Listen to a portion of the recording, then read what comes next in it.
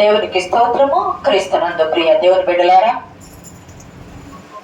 దేవుడు గత మాసం అంతా మనల్ని కాచి కాపాడి సజీవులుగా ఉంచి ఆగస్టు మాసంలోకి నడిపించి మొదటి పునరుద్ధాన దినమందు ఆయన సన్నిధిలో చేరి ఈ రీతిగా కూడుకొని ఆయన ఆరాధించుటకు, ఆయన ఆశీర్వాదములు పొందుకున్నట్టుకు కూడి వచ్చిన మీ అందరికీ ప్రభువైన యేసుక్రీస్తు పేరిట శుభాభివందనములు.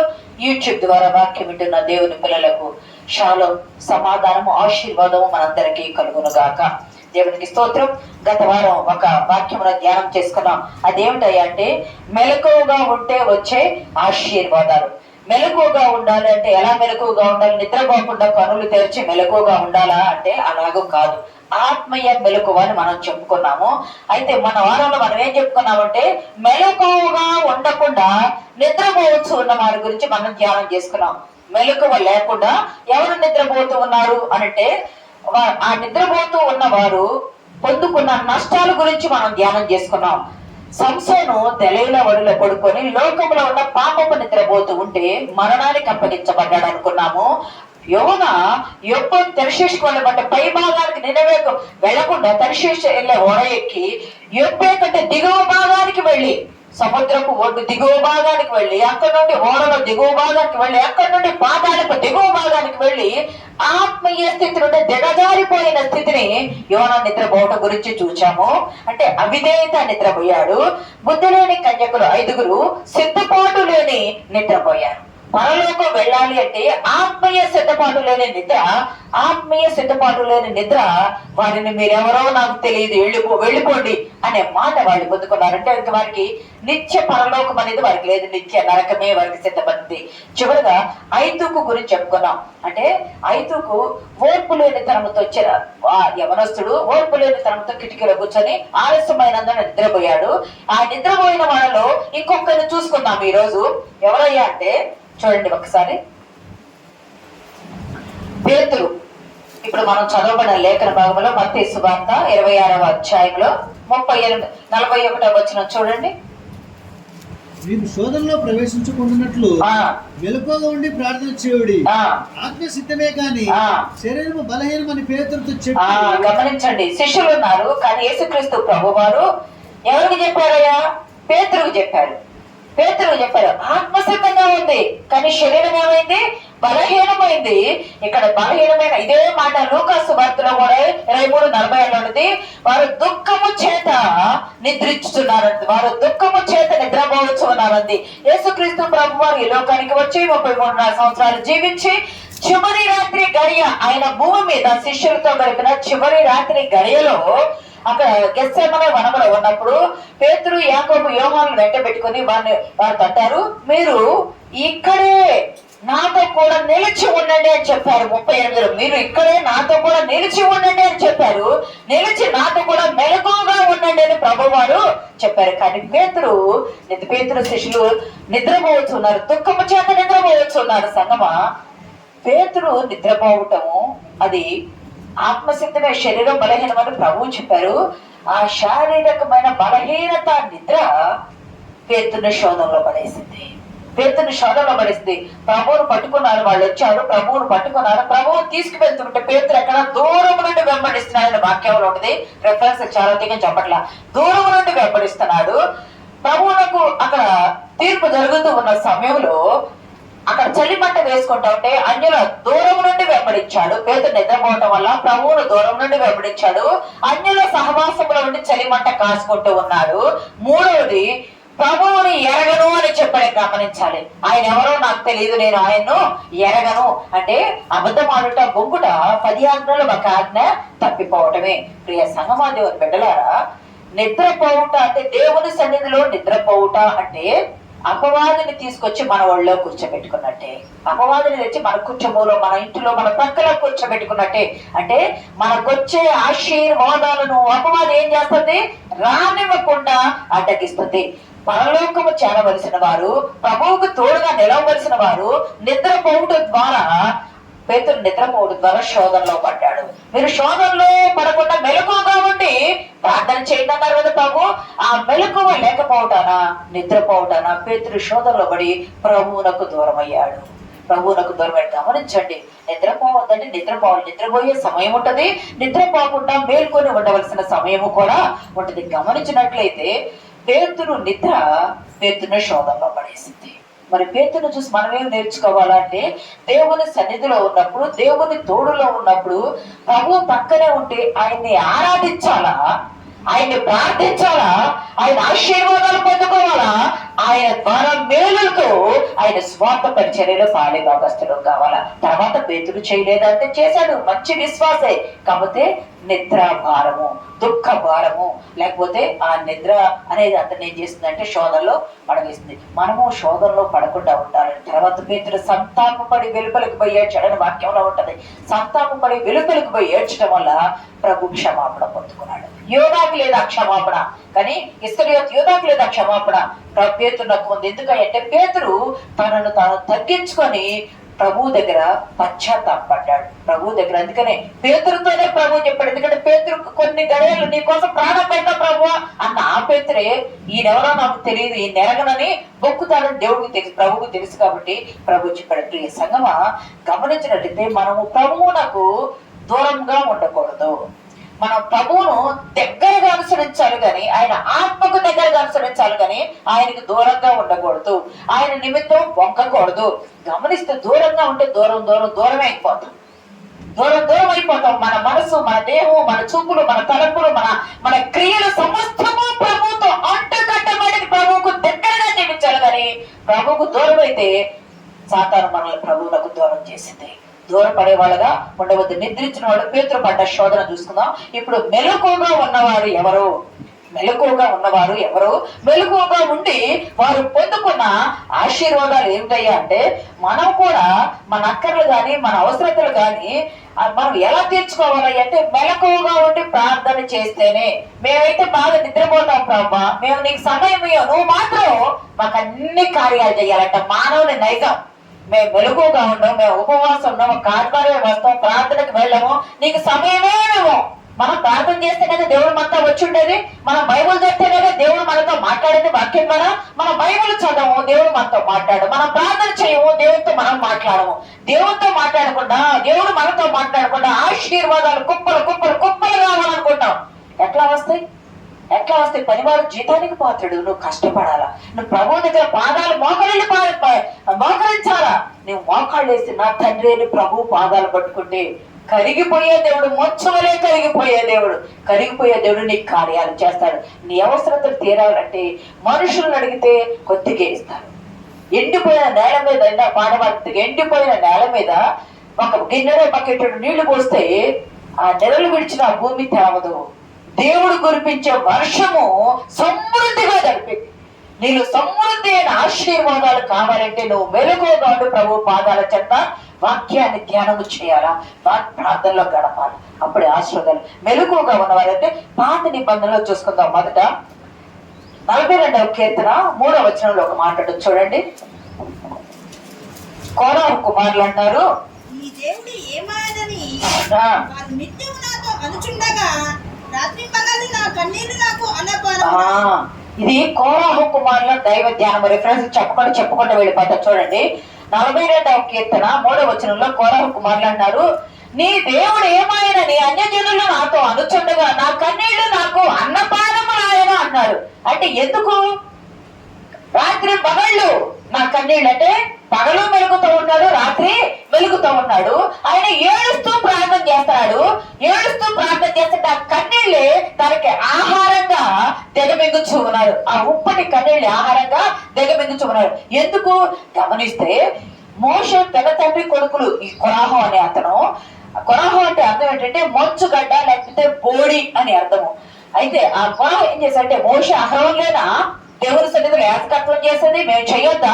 మేము కూడా చేస్తామని కొంతమంది మనుషులను గుంపుగా చేసుకొని సంఘాన్ని, అంటే అక్కడున్న ఆ గుంపును ఏం చేశాడంటే రెచ్చగొట్టి మోషే అహరోనుల మీద తిరుగుబాటు చేసి ధూపార్తులు తెచ్చాడు, వ్యతిరేకం చేశాడు.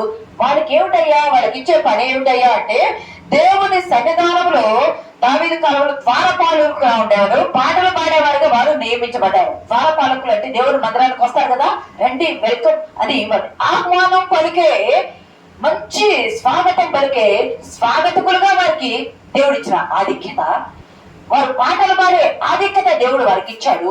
అవి మాకొద్దు, అవి మాకు చాలట్లేదు, మేమేం చేస్తాము, మోషేనేమో నాయకుడిగా ఉన్నాడు, అహరోనేమో యాజకత్వం చేస్తున్నాడు, వాళ్ళ కుటుంబానికైనా మేము కూడా చేస్తామని మోషే అహరోనుల మీద తిరుగుబాటు చేయగా యెహోవా సన్నిధి నుండి అగ్ని వచ్చి వారందరినీ దహించి వేసింది.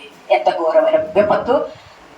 దానిలో రూబేను సంతానం ఉంది, దాతాను, అభిరాములు కూడా ఉన్నారు. వారందరూ తిరుగుబాటు చేయగా వారందరినీ దహించి వేసింది. వారిని, వారి భార్యల్ని, వారి పిల్లల్ని, వారి కుటుంబాలను అంతా దహించి వేసింది. వారికి ఉన్న సమస్తము నశించిపోయింది. అయితే గమనించండి, ఇక్కడ కోరాహు భార్య, కోరాహు పిల్లలు లేరు. ఈ దహించి వేయబడిన దానిలో కోరాహు 2వ దినవృత్తాంతం 1వ దినవృత్తాంతం 9:19 ఉంటది. కోరాహు భార్య, కోరాహు పిల్లలు లేరు. తర్వాతి కాలంలో ఇంతటి ఆధిక్యత, దేవాలయానికి రండి అని ఆహ్వానం పలికి ఆధిక్యతను పోగొట్టుకున్నారు కదా. ప్రజలు అంటారు, ఏమయ్యా నీ దేవుడు ఏమయ్యాడు, ఇంతకు ముందు మీ కుటుంబీకులు చేశారు కదా, నీ దేవుడు ఏమయ్యాడు అని వారు నాతో అంటుంటే మాకు కన్నీళ్లు ఆగట్లేదయ్యా. రాత్రి మగళ్ళు ఈ ఆధిక్యత, దేవుని సన్నిధానంలో యెహోవా గుడారం యందు ఉన్న ఆధిక్యత మేము పోగొట్టుకున్నామయ్యా, మా కన్నీళ్లు మాకు అన్నపానములు అయిపోతున్నాయి అంటే దేవుడు వీరి ద్వారా మనకు తెలియజేస్తున్నాడు. వీరు పెట్టిన మొర దేవుడు ఆలకించి దావీదు కాలంలో వారినట దేవాలయంలో ద్వారపాలకులుగా, దావీదు కాలం వచ్చేటప్పుడు ప్రత్యక్ష గుడారం ఉంది కదా, ద్వారపాలకులుగా మందిరానికి రండి అని ఆహ్వానించడానికి, ఇంకా అంతేకాదు పాటలు పాడేవారుగా, అంటే వైర్ టీంలో వారిని ఒక బృందంగా వచ్చాడు. ఎంత వారి కన్నీళ్లు అన్నపానములు అయితే వారు పెట్టిన మొర మెలకువగా, రాత్రి పగలు కదా, రాత్రి పగలు వారు మెలకువగా ఉండి పెట్టిన మొర దేవుడు ఆలకించి దేవుని సన్నిధానంలో బ్రతికే కృప దేవుడు వారికి చూపించాడు. దేవుడు నామానికి మహిమ కలుగును గాక. అంత మాత్రమే కాదు, 77వ కీర్తన ఇందాక 4లో చదివాము. 77వ కీర్తన 4లో ఒక మాట ఉంటది, ఆసాపు కీర్తన. ఆసాపు అంటే అర్థము సమకూర్చుట అని అర్థము. ఆసాపు కీర్తన 4వ వచనం చదవడమా. కనులు మూతబడనియవు. ఆసాపుకి వచ్చిన బాధ ఏమిటి? ఆసాపుకి వచ్చిన బాధ ఏమిటి అంటే అతని తర్వాత వంశంలో నుండి ఎజ్రా కూడా వచ్చాడు. వీరు ఎట్లా ఉంటారు అంటే మంచి కవులుగా ఉన్నారు, మంచికి గాయక బృందంగా ఉన్నారు.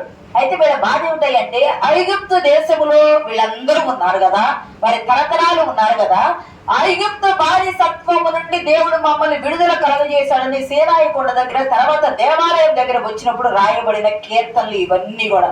అయ్యా ఐగుప్తులో నుండి యాకోబు సంతతి అయిన మనీష ఎఫ్రాయిములను నీవు నడిపించావు. నీ 77వ కీర్తనలో ఉంటుంది. అంటే వారిని నడిపించి తీసుకొచ్చావయ్యా.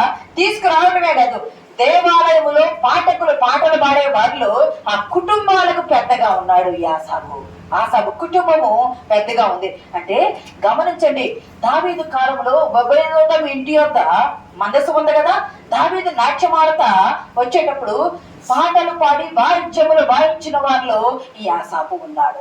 ప్రియ సంగమాదేవుని పెట్టారా, 1వ దినవృత్తాంతం 15:16-18 వచనాలు మాట్లాడదు చూడవసరం లేదు. కానీ గమనించినట్లయితే దేవుడు ఏం మేలు చేస్తున్నారయ్యా మెలకువగా ఉంటే, కోరాహు కుమారులు మెలకువగా ఉంటే ప్రార్థన చేయగా తర్వాతి కాలంలో వారు దేవాలయంలోకి ప్రవేశం దొరికింది. పోగొట్టుకున్న వారి ఆధిక్యత వారికి దొరికింది. మెలకువగా ఉండి ఆసాపు రాత్రి పగళ్ళు ప్రార్థన చేయటం వల్ల, దేవాలయంలో కన్నులు మూతపడకుండా ప్రార్థన చేయటం వల్ల ఐగుప్తు దేశములో నుండి దేవుడు నడిపించి దేవాలయములో గాయక బృందములు పెద్దగా ఆసాపును నడిపించాడు. ఎంత గొప్ప ఆధిక్యత! ఇంకోటి ఇందాక మన వాళ్ళు పాడబడిన రీతిగా ఇంటి మీద ఉన్న ఒంటరి పిచ్చుకను నేను 102వ కీర్తన 7వ వచనంలో ఒక మాట ఉంటది. ఈ పిచ్చుకంట అర్ధరాత్రి ఇంటి మీద వంటగా చదవండి అన్నమాట. రాత్రి మెలకువగా ఉండి ఇంటి మీద ఒంటిగా ఉన్న పిచ్చుక, అది ఆడ పిచ్చుకే కావచ్చు, మగ పిచ్చుకే కావచ్చు, తన జతను పోగొట్టుకోవచ్చు, లేదా తన పిల్లలు తనకు దూరంగా ఉండవచ్చు, లేదా పిల్లల కొరకు కాపలా ఉండవచ్చు, ఏ శత్రువు రాకుండా, లేదా గూడు లేక, లేదా మేత లేక, లేదా శత్రువు దాన్ని పొడిచి చంపడానికి సిద్ధపడుతూ ఉంటే తన పిల్లలను కాపాడుకోవడానికి ఏ స్థితిలో ఉందో తెలియదు. కానీ అర్ధరాత్రి ఇంటి మీద ఒంటిగా ఉన్న పిచ్చుక వలె అది ఉంది. అది మొరపెడుతుంటే దాని తలను పైకెత్తి దేవుని వైపు చూసి పిచ్చుక మొరపెడతా ఉంటే దేవుడు మొరవినే దేవుడు. 84వ కీర్తనలో 3లో ఉంటారు కదా, అయ్యా నీ బలిపీఠములంత పిచ్చుకులకు నివాసము దొరికెను. ఇదే మత్తయి వార్తలో చూడవసరం లేదు కదా, ఒక కాసుకు 2 పిచ్చుకలు అమ్మబడితే 2 కాసులకి 4 రావాలా, కానీ ఒకటి కొసరేస్తే 5 పిచ్చుకలు ఇచ్చిన ఒక్క పిచ్చుక కూడా నా ఆజ్ఞ లేనిదే నేల రాలదన్నారు కదా దేవుడు. అంటే పిచ్చుక మొరబెడితే పిచ్చుక జాతి బలిపీఠం యొద్ద అది బ్రతకడానికి గూడు కట్టుకోవడానికి దేవుడు దానికి సహాయం చేశాడు. గూడు కట్టుకొని దేవుని సన్నిధానంలో జీవించడానికి దానికి సహాయం చేశాడు. పిచ్చుక మొరే ఆలకించిన నా దేవుడు మనకున్న కష్టాలు మన మొరలో ఆలకించకుండా ఉంటాడా? మన బాధలుంటే, మన అనారోగ్యాలుంటే, మన శోధనలుంటే, మన కన్నీళ్లు ఉంటే మనం ఏం చేస్తామంటే మైండ్లో ఒక లిస్టు పెట్టుకుంటాం. మనకున్న అనారోగ్యం ఏ డాక్టర్ యొద్దకు పోతే తగ్గిద్దా అని, మనకున్న బలహీనత ఎవరి యొద్దకు వెళ్ళి చెప్పుకుంటే తగ్గిద్దా అని, లేదా మనకున్న సమస్య ఎవరి యొద్దకు వెళ్ళి చెప్తే పరిష్కారం దొరికిద్దా అని, లేదా మనకు ఆర్థికపరమైన సమస్య ఉంది ఎవరి యొద్దకు వెళ్ళి అడిగితే పరిష్కారం అంటే మనుషులను మనం మైండ్లోకి తీసుకుంటామే. కానీ అర్ధరాత్రి ఇంటి మీద ఒంటిగా ఉన్న పిచ్చుక ఆయన వైపు మొర ఎత్తి, అయ్యా నా చిన్న పిల్లలను కాపాడు, ఒంటరిగా ఉన్నాను, దిక్కులేని దానిగా ఉన్నాను, ఆహారం లేక ఉన్నాను, గూడు లేక ఉన్నాను, శత్రువు వచ్చి నా పిల్లల్ని పొడిచి చంపబోతున్నాడు, నాకు అండ నీవే, ఆధారం నీవంటే ఆయన బలిపీఠం యొద్ద పిచ్చుకలకు నివాసం ఇచ్చాడు దేవుడు. దేవుడి అమృతము చప్పట్లు కూడా దేవుడు నామని గనపడతాం. అంటే పిచ్చుకలకు తోడుగా ఉన్న నా దేవుడు మనల్ని విడిచిపెడతాడా? మనల్ని విడవడు కదా, మనకు తోడుగా ఉండే దేవుడు. మరి పిచ్చుకంటే మొరపెట్టింది, నేను మొరపెడుతున్నావా? నువ్వు మొరపెడుతున్నావా? నేనైతే మొరపెడతాను. నువ్వు మొరపెడుతున్నావా?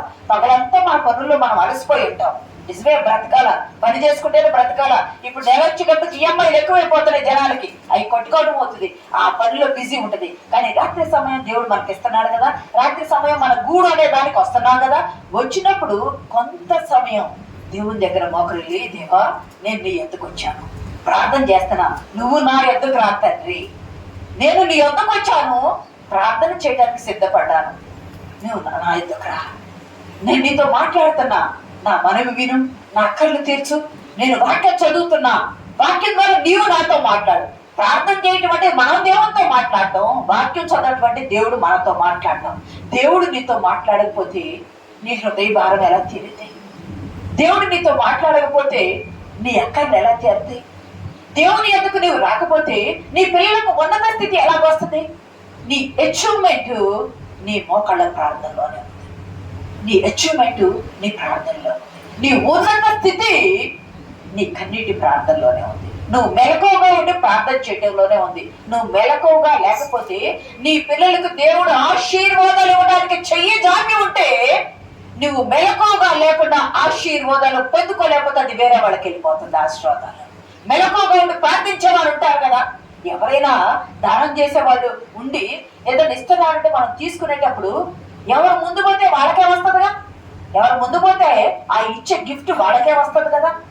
ఎవరు మెలకువగా ఉండి ప్రార్థన చేస్తే ఒక పాట పడతామే, దాటిపోకురా, దాటిపోకు నిలచి చూడరా, ప్రభుని దాటిపోకు నిలచి చూడరా, ప్రభుని ప్రేమ ప్రభుని చూడరా, ప్రభు మహిమ చూచి వేచి శరణు వేడ. మనము దాటిపోకూడదు, నిలచి చూడాల. ప్రభువు గుడ్డిబద్దమై దావీదు కుమారుడు నన్ను దాటిపోకు అని అన్నప్పుడు అతని కేకలు వేయగా దేవుడు దాటిపోయాడు. ప్రభువు దాటిపోలేదుగా. మరి నువ్వెందుకు ఎరగబడిపోతున్నావు? లోక తలంపుల్లో, లోక పనుల్లో, లోక భారాల్లో కృంగిపోతున్నావే కానీ ప్రియ సంగమా, కృంగిపోతున్నావు కానీ దేవుని ఎందుకు రా. విశ్వాసంతో దేవుడిని అడుగు. ఖచ్చితంగా మన దేవుడు కరిగిపోయే దేవుడు, మన కొరకు ప్రాణం పెట్టిన దేవుడు. ఆయనకి మించి సహాయం చేసే నాదుడు దేవుడు ఎవరు కూడా లేరు. నువ్వు మెలకువగా ఉండి ప్రార్థన చేస్తే ఆ హెబ్రీ 13లో ఒక మాట చూడండి. హెబ్రీ పత్రిక 13వ అధ్యాయము 5-6 వచనాల్లో,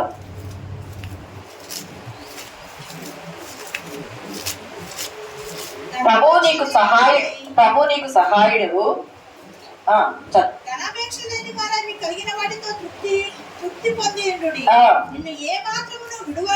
ప్రభు అన్నాడు, నిన్ను ఏ మాత్రమును విడువను, నిన్ను ఎన్నడను ఎడబాయనని ఆయనే చెప్పారు కదా.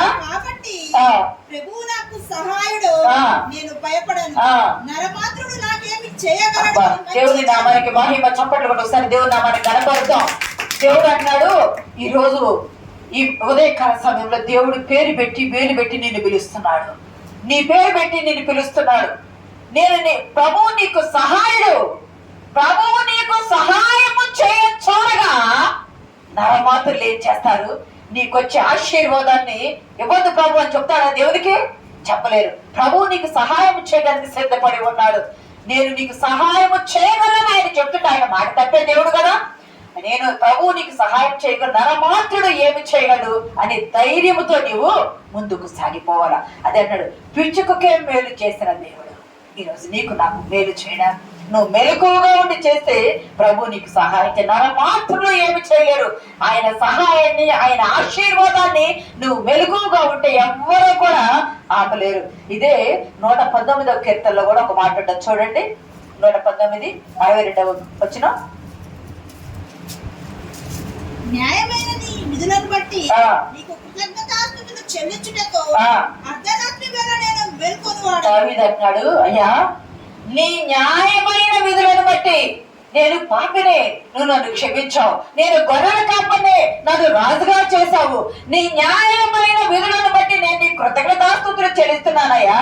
అర్ధరాత్రి వేళ నేను మేల్కొని వాడను. మరి పగలేమైంది అంటే పగలంతా రాజు కదా. ఆయన రాజరిక పనుల్లో ఉంటాడు నిత్యము. నాకు తెలిసిన ఒక అంకుల్ ఉన్నారు, ఏషియన్ డైరెక్టర్ గా ఉన్నారు. అంకుల్ అయ్యగారికి బాగా పరిచయం అంకుల్ వాళ్ళు. ఆయన దినమంతా సంతకాలు పెట్టడమే. అంకుల్ చనిపోయారు. ఆయన దినమంతా సంతకాలు పెట్టడం ఆయన డ్యూటీ. ఎన్ని సంతకాలు పెడతారు ప్రతిరోజు.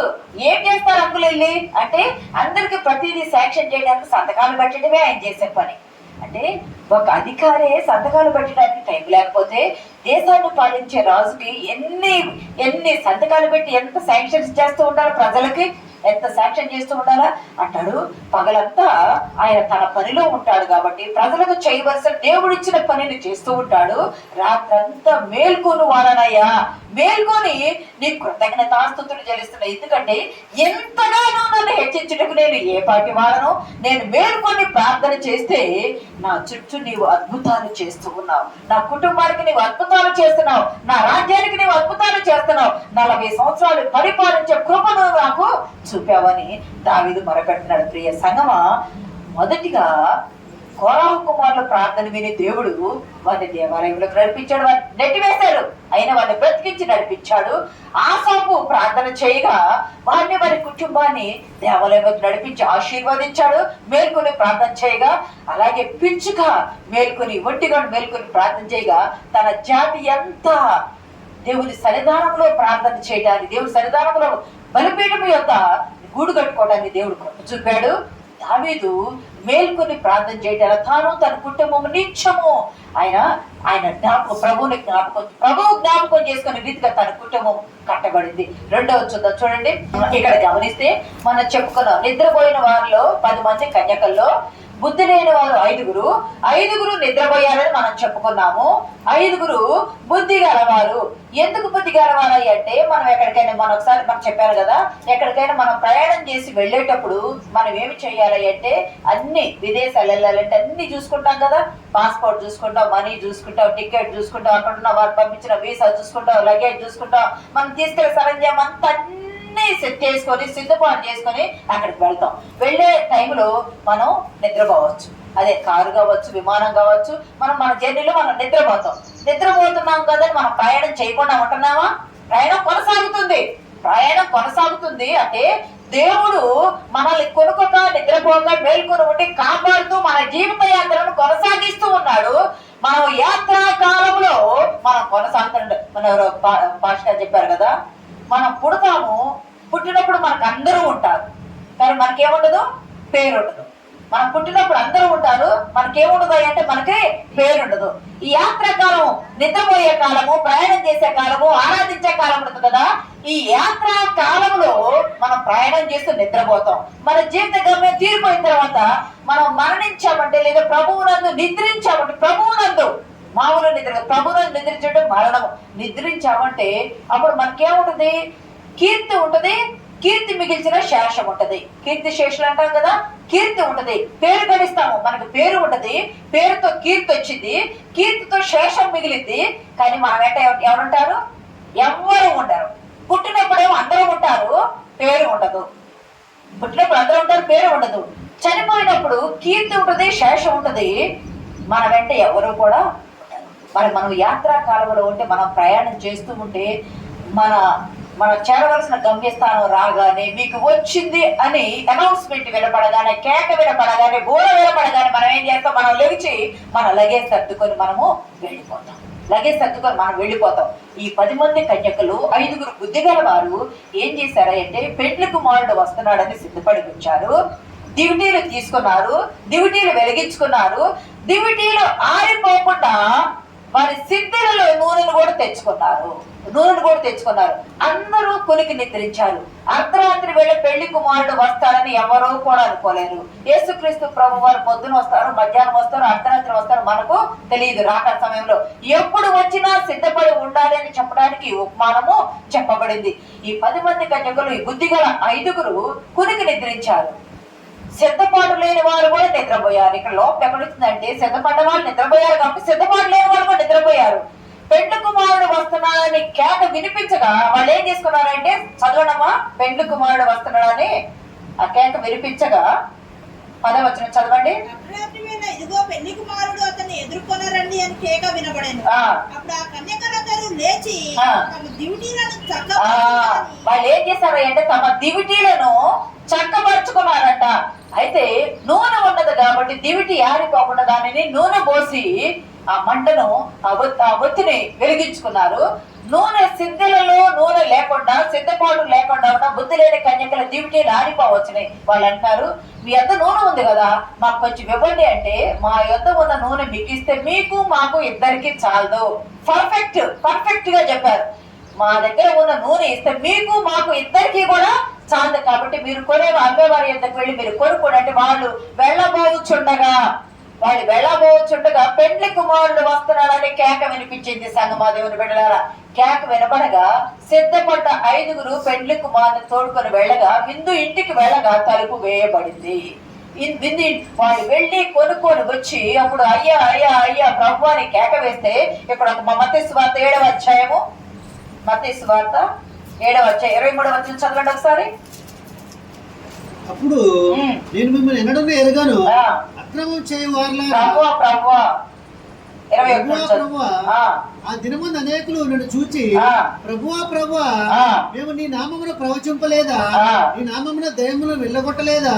అప్పుడు 5గురు లోనికి వెళ్ళిపోయారు. ఇది ఎలా ఉంది అంటే, ఆత్మీయంగా సిద్ధపడి యేసుక్రీస్తు ప్రభు వారు 2వ రాకడలో వస్తే సిద్ధపడ్డ వాళ్ళు ఆయనతో ఎత్తబడతారు కదా, ఎత్తబడి పరలోకం చేస్తారు కదా. మరి అందరూ ఒకే గుంపు, అందరూ ఒకే సంఘంలో ఉన్నారు, అందరూ క్రైస్తవ సమాజంలోనే ఉన్నారు. కానీ ఆత్మీయ సిద్ధపాటు లేకుండా కునికి నిద్రపోతూ ఉంటే ప్రభు వచ్చాడు, ఆ స్వరం వెళ్ళారు. స్వరం విన్నా సిద్ధపాటు లేదు కాబట్టి రాలేకపోతున్నారు. నీలో పరిశుద్ధాత్మని నూనె లేకపోతే నీ ఆత్మదీపం వెలగదు. నీలో వాక్యం అనే సిద్ధపాటు లేకపోతే నీ ఆత్మదీపం వెలిగించబడదు. నీ వాక్యము నా త్రోవకు వెలుగయ్యాది కదా, వెలుగైన వాక్యము నీలో లేకపోతే నీ ఆత్మదీపం మారిపోతే నీ ఆత్మ నరకానికే కానీ పరలోకానికి ఎలా వెళ్తుంది? సంగమా, ఈ వాక్యం ద్వారా దేవుడు మనతో ఈరోజు నీతో నాతో మాట్లాడుతూ ఉన్నాడు. నువ్వు సిద్ధపాటు కలిగి ఉన్నావా? నువ్వు మేల్కొని ప్రార్థన చేస్తూ ఉన్నావా? నువ్వు మేల్కొని వాక్యం ధ్యానం చేస్తూ ఉన్నావా? ఎంత చదువుతూ ఉన్నావు? నన్ను ఎంత ఎరుగుతూ ఉన్నావు? రోజు మనం 3 పూట్ల తింటాము, లేదనుకుంటే డైట్ చేస్తాము. కానీ వాక్యాన్ని డైట్ చేయకూడదు. ఆహారాన్ని డైట్ చేయొచ్చు శారీరకంగా, కానీ వాక్యాన్ని డైట్ చేయకూడదు. నేను డైటింగ్ చేస్తున్నానంటే వాక్యాన్ని డైటింగ్ చేయకూడదు, ప్రార్థన డైటింగ్ చేయకూడదు. నిత్యము ఆత్మీయతలో బలపరచబడాలా, బలాభివృద్ధి కావాలా. ఆత్మీయ బలం ఎప్పుడు వస్తుంది? నీకు ఆశీర్వాదాలు తట్టుకుంటా వస్తాయి, ఆశీర్వాదాలు పరిగెత్తుకుంటా వస్తాయి. ఎందుకు? నీ ఆత్మీయ బలమే నీ ఆశీర్వాదాలకు మూలమే. నీ నువ్వు మేల్కొని ఉంటే ప్రార్థనే. అట్లానే నాకు అంత పడిపోతుంది, తినవల్ల చేస్తున్నా అంటే లేదు, నువ్వు నిద్రపోవాలా. కానీ దేవునికి ఇచ్చే సమయం దేవునికి ఇవ్వాలా. ఎందుకంటే నిద్ర పోకపోతే అనారోగ్యం, నిద్ర ఎక్కువైన అనారోగ్యము, నిద్ర పోకపోయిన అనారోగ్యము. నువ్వు మేల్కొని ఉండి ప్రార్థన చేయవలసిన, దేవునికి ఇవ్వవలసిన సమయం కంపల్సరీ దేవునికి ఇవ్వాలా. మేల్కొని ఉండి ప్రార్థన చేస్తే అప్పుడు వచ్చి అయ్యా అయ్యా మనం చెప్పారు కదా, కొరి అంటారు గ్రీక్ లో. లార్డ్ ప్రభు ప్రభు అంటే అక్రమం చేయవారులారా నా ఎదురు తొలగిపోండి. అయ్యా మేము సంఘంలో ప్రవచించలేదా, మేము ప్రవచనాలు చెప్పలేదా, మేము అది చేయలేదు ఇది చేయలేదంటే మీరెవరో నాకు తెలియదు. అయ్యా నేను బాగా ప్రార్థన చేశా, బాగా వాక్యం చదివా, నేను బాగా ప్రసంగం చేశా, నేను బాగా పాటలు పాడా, నేను బాగా కానుకలు ఇచ్చాను, అన్ని బాగా బాగా బాగా బాగా చేసిన ప్రభు అంటాడు అక్రమం చేయవారులారా నా ఎదురుని మీరు తొలగిపోండి, మీరెవరో నాకు తెలీదు. నువ్వు వచ్చి అన్ని చేస్తే నీ ఆత్మ ఎందుకు సిద్ధపాటుగా లేదు? నీ ఆత్మ ఎందుకు సిద్ధపాటుగా లేదు? నువ్వు సిద్ధపాటుగా లేకపోతే, లోకపు నిద్రపోతూ ఉంటే నిజంగా లోకపు నిద్రమైన నరకానికే వెళ్తావు. ప్రియ సంగమ దేవుని బిడ్డ, ఇది ఎందుకంటే నూనె, పరిశుద్ధాత్మ అనే నూనె నీలో ఉండాలా, వాక్యముతో వెలిగించబడాలా. వాక్యంతో వెలిగించబడితే మన ఆత్మ వర్ధిల్లింది, మన జీవితం వర్ధిల్లింది, మన కుటుంబం వర్ధిల్లింది, మన బిడ్డలు వర్ధిల్లుతారు. ఉన్నత ప్రణాళిక దేవుడు వారి కొరకు నిర్మించి ఉంటాడు. ఆ నిర్మాణాన్ని నీ మెలకువ గల ప్రార్థన నిలబెట్టింది. ప్రభు నిర్మించాడు, ఆల్రెడీ నిర్మించి నీ కొరకు సిద్ధపాటు చేసి పెట్టాడు. ప్రభువు నీ భవిష్యత్తు, నీ కుటుంబ భవిష్యత్తు కొరకు నిర్మించిన ప్రణాళిక నీ మెలకువ లేని ప్రార్థన దాన్ని కూల్చివేస్తుంది. మెలకువ లేని ప్రార్థన కూల్చివేస్తుంది. నీ ప్రణాళిక, దేవుడు ప్రణాళిక నిలబెట్టుకోవాలో కూల్చాలో ఎక్కడుంది అంటే నీ మెలకువ గల ప్రార్థనలో ఉంది. నీ మెలకువ గల ప్రార్థన నీ కుటుంబానికి, నీ బిడ్డలకు అది ఆశీర్వాదంగా ఉంటది. ప్రియ సంగమా, చివరికి చూసుకుందాం. చూడండి మత్తయి సువార్త 26:40 26:40. ఆయన మరలా శిష్యులకు వచ్చి వారు నిద్రించుట చూచి ఒక గడియైన నాతో కూడా మేల్కొని ఉండలేరా? ప్రభు అన్నాడు ఇక్కడ యేసుక్రీస్తు ప్రభు వారు. మనం చాలా సార్లు లెట్లో చెప్పుకుంటా ఉంటాము. గురువారం రాత్రి మౌంటీ థర్స్డే రోజు చెప్పుకుంటాం మెసేజ్. ఎప్పుడు ప్రభువు గెత్సేమనే వనాన్ని తీసుకొని వెళ్ళి వారితో అంటారు, మీరు మెలకువగా ఉండి మీరు ఇక్కడ నిలిచి, ప్రభు అంటాడమ్మా చదవండి అమ్మా, మీరు ఇక్కడ నిలిచి 38 ప్రభు అన్నాడు మరణమగునంతగా నా ప్రాణము బహు దుఃఖములో ఉన్నది. మీరు ఇక్కడ నిలిచి ప్రభు వారు చెప్తున్నారు, మీరు ఇక్కడ నిలిచి నాతో కూడా మీరు మెలకువగా ఉండండి. అంటే ప్రభు మెలకువతోనే ఉన్నారు కదా. కీర్తనలు ఏమంటుంది, నిన్ను కాపాడువాడు కునుకడు నిద్రపోడు.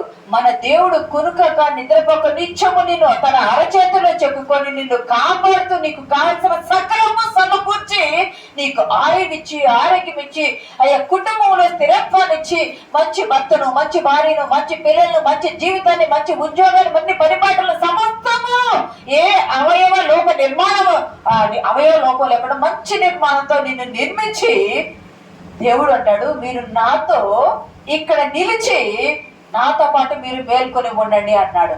అంటే మేల్కొని ఉంటే మీరు శోధనలో పడరు, నాతో పాటు ఉంటే. మనకు కూడా ఈరోజు దేవుడు ఆ మాట చెప్తున్నాడు, ప్రభు నాతో పాటు మీరు మేల్కొని ఉండండి, మీ నిమిత్తము తండ్రి యొద్ద నేను విజ్ఞాపన చేస్తున్న పరిశుద్ధాత్మ దేవుడు విజ్ఞాపన చేస్తూ ఉన్నాడు కదా, మీరు మేల్కొని నాతో పాటు ఉండండి. ఒక్క గడియ అంటే ఒక్క గంట. ఇక్కడ 4 జాములు ఉంటాయి. వాళ్ళకి యూదుల సాంప్రదాయం ప్రకారం 4 జాములు ఉంటాయి.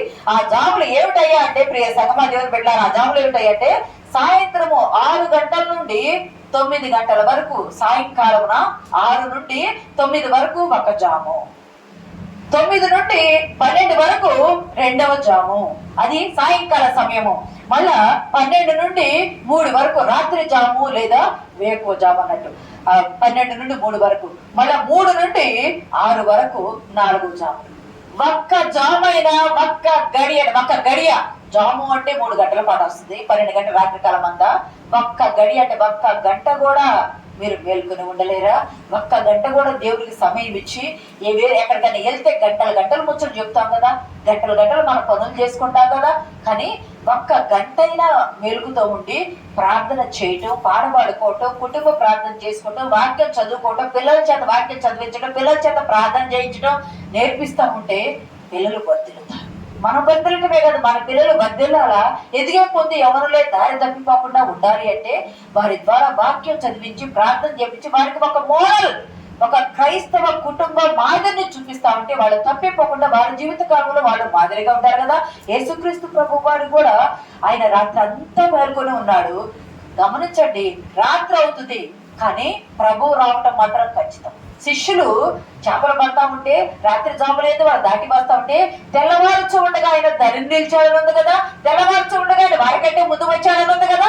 అంటే ఆలస్యం కావచ్చు, రాత్రి కావచ్చు, కానీ ప్రభు రావడం పక్క ఖచ్చితంగా ప్రభు అనేది వస్తాడు. యేసుక్రీస్తు ప్రభు వారి ఇక్కడ సందర్భంలో, నాతో నా ప్రాణము అయ్యా మరణానికి దగ్గరికి వచ్చింది, నా ప్రాణం దుఃఖపడుతుంది, మీరు నాతో పాటు నిలిచి నాతో పాటు మేల్కొని ఉండండి, మీరు ఇక్కడ నిలవండి అంటే ఇక్కడే ఉండండి, మేల్కొని ఉండండి అంటే శిష్యులు దుఃఖం చేత నిద్రపోయారు. లోకాలు ఉంది, నిద్రపోవడం వల్ల వాళ్ళు జోగారని నిద్రపోయారు ఉంది. గమనించండి, నిద్రపోతే శోధనలో పడ్డాడు. కానీ ప్రభువు నిద్రపోకుండా మెలుగుకు ఎందుకున్నాడయ్యా అంటే మన పాపాల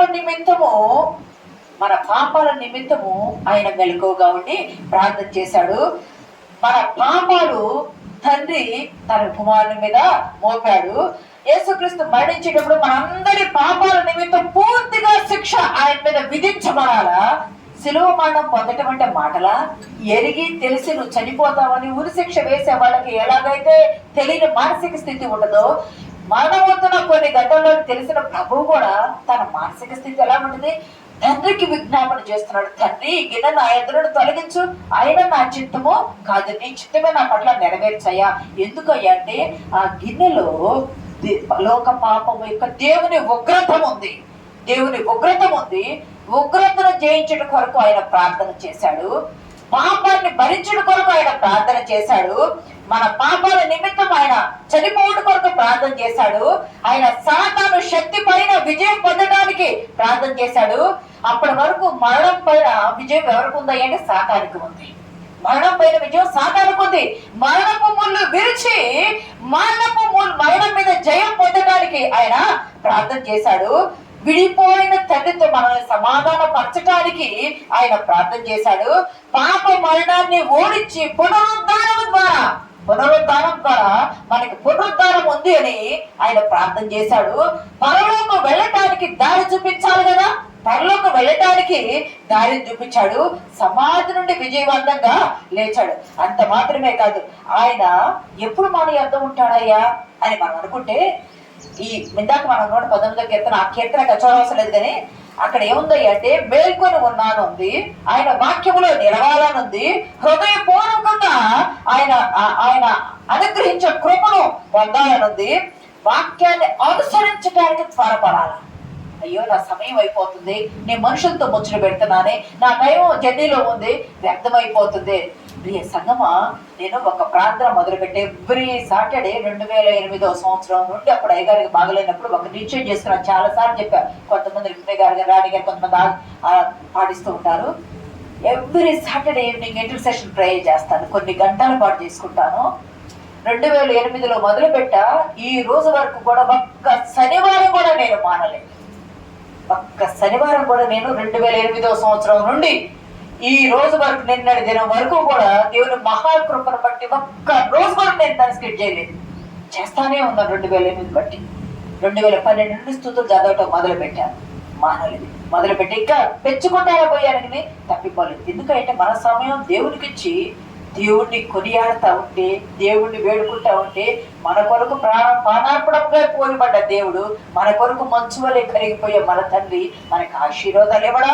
నువ్వేం చేయాలి అంటే తరచుగా ప్రార్థన చేయాలా, ఆయనలో భయభక్తులు గలవారితో సహవాసంలో ఉండాలా. అంత మాత్రమే కదా, ఆయన ప్రేమ కోసం వెతకాలా, ఆయన చిత్తం తెలుసుకోవాలా. నీ చిత్తం తెలుసుకోవడానికి అది జరిగించయ్యా నా పట్లని మనం ప్రార్థన చేయాలి.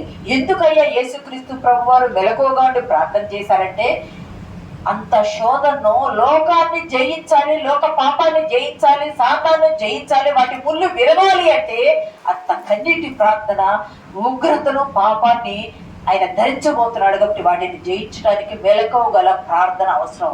ఆయన మెలకువగల ప్రార్థన ఈరోజు నీకు నాకు మనందరికీ రక్షణ సిద్ధమైంది. మెలకువ ఉంటే ఎంత ధన్యత! పిచ్చుకకు ధన్యతనిచ్చాడు కదా, కోరాహు కుమారులకు ధన్యతనిచ్చాడు కదా, ఆసాబుకు ధన్యతనిచ్చాడు కదా, దావీదుకు ధన్యతనిచ్చాడు కదా, బుద్ధిగల కన్యకులకు ధన్యతనిచ్చాడు కదా. యేసుక్రీస్తు ప్రభువు వారు కూడా మన నిమిత్తం తండ్రి యొద్ద ధన్యుడయ్యాడు కదా. ఆయన పరలోకములో మనల్ని కూడా చేర్చడానికి మనకు చోటును సిద్ధపాటు చేశాడు కదా. మరి ఈరోజు నీవు ఒక తీర్మానం చేసుకుంటున్నావా? దేవా, నిద్రపోయి కష్టాలు నష్టాలు తెచ్చుకున్న వారు ఉన్నారయ్యా. మెలకువగొండి పిచ్చుకు వలె ఉన్న చిన్న జీవినయ్యా నేను. నా జీవితం చిన్నది, నేను కూడా మెలకువ ఉండి నేను ఆశీర్వదించబడాలనుకుంటున్నాను. నీ పాదాలు పట్టుకుని శరణు వేడాలనుకుంటున్నాను. నువ్వు కరిగిపోయే దేవుడు కదా, నేను మొరపెడితే నా ఎద్దుకు వచ్చి నన్ను ఆదరించే దేవుడు కదా.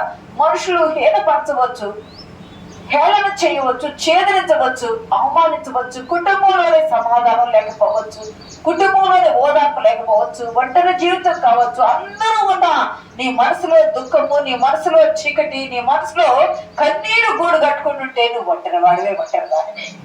కానీ దేవుడు నీకు తోడుగా ఉంటే, దేవుని వాక్యము, దేవుని ప్రార్థన నీకు తోడుగా ఉంటే, మెలకువగల ప్రార్థన ఆయన పాదాల దగ్గర నువ్వు శరణు వేడుతా ఉంటే, పిచ్చుకున్న జ్ఞాపకం చేసుకున్న నీ నా తండ్రి, పరలోకపు తండ్రి ఈ రోజు మధ్యాహ్నం నిన్ను విడిచిపెట్టడం, వాక్యం ద్వారా ఆయన నిన్ను మాట్లాడుతున్నాడు. నీకు ఆశీర్వాదాలు ఇస్తా. మెలకువ కలిగి ఉండు. నీ కప్పుందా, నా ఎంత మొరపెట్టు. నువ్వు పట్టట్లేదా, నా ఎంత మొరపెట్టు. నువ్వు ఇల్లు కట్టుకోవాలంటున్నావా, నా ఎంత మొరపెట్టు. నీ బిడ్డలకి సీట్లు రావట్లేదా, నా ఎంత మొరపెట్టు. నీ కుటుంబంలో సంతానం లేదా, నా ఎంత మొరపెట్టు.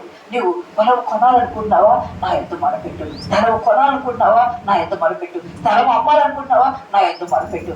అనారోగ్యం ఉందా, అది కుదరదు తీరదు అని వైద్యులు చెప్పారా, పరమ వైద్యుడు నేనున్నాను, నా ఎంత మొరపెట్టు. మరణం వస్తే ఎవరిమైనా మరణిస్తాము, కానీ రాకముందు వస్తే బలహీనతలు ఆయన ఎంత వేడుకుంటే మన చుట్టూ ఏమి కుటుంబానికి వేసిన కంచె వేస్తానంటాడు, మనకి ఆశీర్వాదాలు ఇస్తానంటాడు.